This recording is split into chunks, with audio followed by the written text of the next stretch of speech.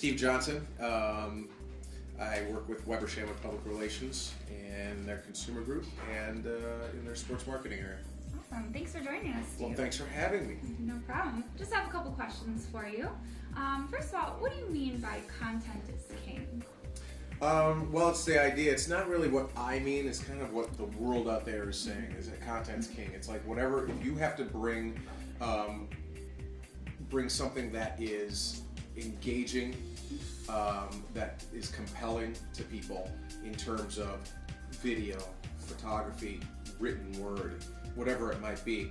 But it's got to have some heft to it. It's got to have some meaning to the people that you hope will be consuming.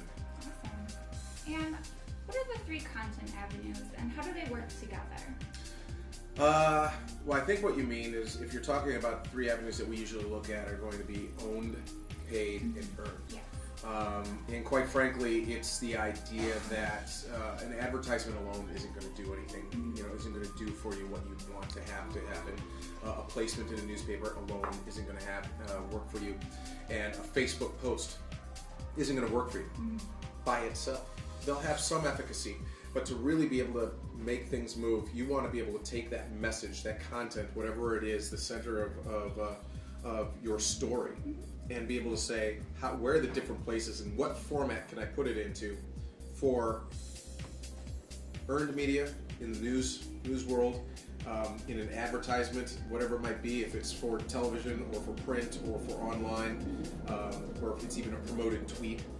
And then in the channels that we own ourselves, be it our Facebook channel, our website, the newsletter that we push out. Awesome. And how do you make all that content great? I don't. You do. You have to make it great. It's your responsibility. Actually, it's great content for one audience is not great content for another. You really just have to be able to listen. You have to observe. You have to communicate and engage with your audience on a regular basis to really understand what is it that they're looking for, that they're going to think is compelling enough to interact with. If you gain engagement because of the content you put out there, it's great content. That's really the best definition. If it doesn't work for your audience because they are not interested, it's nothing they look to, it's nothing that interests them, you're going to start to fail. But let's say you did put something together that may not have hit the sweet spot, ultimately or traditionally, but it did engage and it did provide some opportunity for that dialogue to be able to build that relationship, then it turned into great content. That's awesome. Well, thank you so much for joining us, Steve. It's been a real help. I appreciate it. Thanks for having me. Yeah.